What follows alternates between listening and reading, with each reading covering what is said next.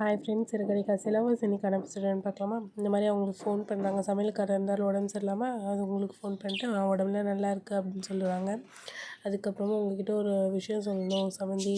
இந்த மாதிரி கல்யாணத்தில் என் ஃப்ரெண்டு இருந்தாங்க, அவங்க போயிட்டாங்க. அவங்களோட மருமகளும் பையனும் தான் இங்கே ஒரு சம்பவம் நடந்துச்சு, திருடு சம்பவம். அதை வந்து காப்பாற்றினது அப்படின்னு சொல்கிறாங்க.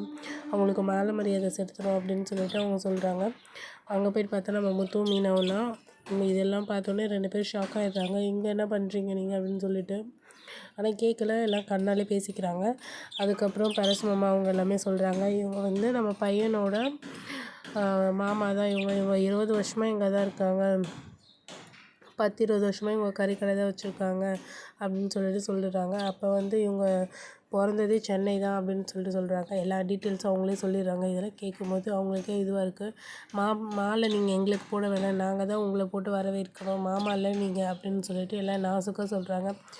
இவரை எங்கே வச்சு பேசக்கூடாது, ஒரு இடம் இருக்குது, அங்கே தான் வச்சு பேசணும் அப்படின்னு சொல்லிட்டு கூட்டிகிட்டு போகிறாங்க வீட்டுக்கு.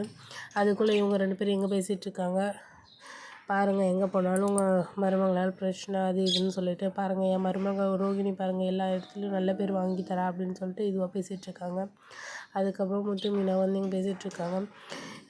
எப்போ ஒருத்தவங்களோட வேஷம்லாம் தெரிய போகுது, அழிய போகுது அப்படின்னு சொல்லிட்டு ரொம்ப பில்டப்லாம் கொடுத்துட்ருக்காங்க. தேவையில்லாத வேலையெல்லாம் இது பண்ணிகிட்ருக்காதீங்க, என்னன்னு சொல்லிட்டு சொல்லும்போது வாங்க அங்கிள் நீங்கள் உள்ளே வாங்க அப்படின்னு சொல்லிட்டு மீனா சொல்கிறா. அப்படி சொன்னோடனே அவர் என்ட்ரி ஆகிறாரு.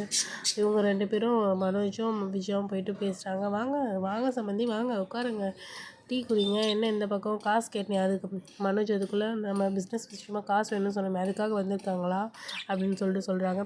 ஆமாடா உனக்காக தான் வந்திருக்காங்க, உட்காரு, எல்லா உண்மையும் இப்போ தெரிய போகுது அப்படின்னு சொல்லிட்டு. என்ன அங்கிள் நீங்கள் இங்கே வந்திருக்கீங்க? இவங்க 2 பேரும் உங்களை பார்த்து கூட்டிகிட்டு வந்தாங்களா? சொல்லியிருக்கலாம்ல, நீங்கள் பார்த்த இடத்துல எனக்கு ஒரு ஃபோன் பண்ணியிருக்கலாம்ல, நீங்கள் வேறு நிறையா மீட்டிங்லாம் இருப்பீங்க, நீங்கள் கிளம்புங்க நான் பார்த்துக்குறேன் அப்படின்னு சொல்லிட்டு சொல்கிறாங்க.